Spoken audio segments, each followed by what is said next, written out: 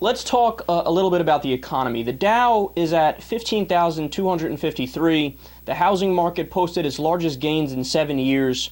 All 20 cities that the index measures all posted large gains. For example, home prices in Phoenix rose by 22.5% in just the last year. 22.5%, that's a huge gain, right? So, of course, then when you look at the unemployment rate, that's at 7.5%. And everybody is hunky-dory right now. They think everything's going fantastic in terms of the economy. Well, unfortunately, I'm here to rain on your parade.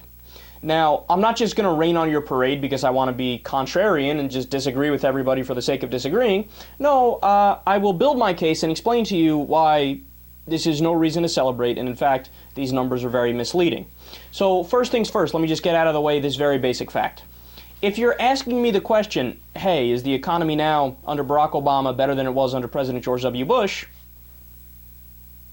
I mean, the answer to that is obvious. I shouldn't even have to add this caveat. Absolutely it's better. Absolutely he's better in terms of economics. That goes without saying, right? Now, with that being said, facts are facts and reality is reality, So we need to make sure we understand the total picture and we understand where we might be lacking. So I think there's a good chance we will see the economy go into another big recession or depression. Now, that's a bold claim, so you have every right to be skeptical, but let me build my case for you. Now, can I give you a time frame? Can I say that, hey, you know what, in 2 years and 27 days, we're going to go tremendously downhill? No, of course I can't give you a specific time frame. Nobody could give you that specific a time frame. But let's just say I'm not talking about 20 years down the road, okay? So why do I say this? Well, we have 4 major problems with the economy, and huge problems can rise from any of these 4 things. So first of all, there's the student loan debt crisis. It's over $1 trillion weighing down the younger generation, and of course that just limits their ability to contribute and be economic agents. In fact, it surpassed credit card debt. Student loan debt surpassed credit card debt. I mean, that's a staggering thing to think about, man. Because you would think credit card debt is absurdly through the roof, and it is. But student loan debt is beyond that now. Problem number 2 is, of course, the war on the middle class. Now, the median wage has dropped by $4,000 since just the year 2000. Okay, there's going to be some big consequences associated with that. You can't just let that happen and expect everything to be okay. We can't keep trending in a positive direction when you look at numbers like that. So our productivity has been steadily rising since 1980, and our wages have become stagnant. So, I mean, we can't just keep taking on debt to purchase things. At some point, the jig is up. At some point, it's not possible to continue with this game anymore. Problem number 3 is the crisis of deregulation.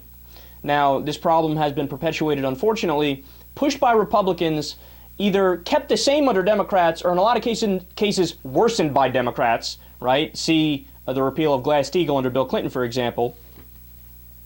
And that leads to the derivatives market, too, right? So there's the crisis of deregulation, and there's the problem with the derivatives market. Wall Street is just simply not properly regulated.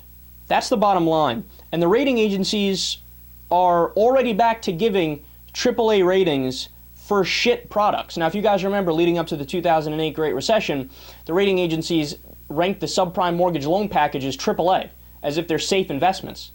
They should have been given a rating of F, or not applicable, because they were shitty investments. So how were the rating agencies so wrong? Well, they were getting paid by the companies that they were supposed to be rating. Obviously, there's a conflict of interest, and they're going to give you a good rating if you're paying them. I mean, that's beyond common sense, right? Well, the same thing is going on now. So, and then when you look at the raw numbers in terms of the derivative market, man, did you know the derivatives market has a nominal value of $1.2 quadrillion? Okay, that's more money than exists in the world. That's more than the world GDP. So oftentimes when I bring this up, and I talked to a friend of mine who was a finance major in college, and he explained to me, look, man, the nominal value really doesn't weigh heavily on that. That's not an accurate reflection of how big the derivatives market really is. So I said, okay, look, he probably knows more about this than I do, so I tried to do further research to find more numbers. Okay, the only other number I found in relation to the derivatives market was $700 trillion, which is still more than the world economy. Now, I know my field of expertise is political science, but I also know a thing or two about economics.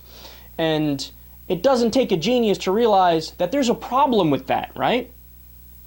And even if the derivatives market is 1/4 the size of the lower number, the 700 trillion number, we're still looking at something just as bigger actually than the world economy.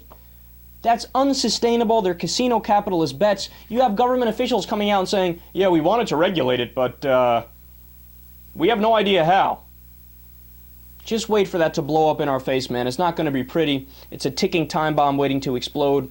And then the number 4 problem, and arguably the biggest one, but again, it could come from any one of these things, the downfall, I mean, is that the recovery is fake. It's fake.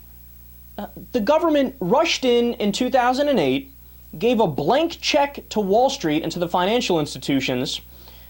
They reinflated the bubble, which just burst, and everybody's under the misimpression that this is actual growth. It's not. It's a bubble. It's a house of cards.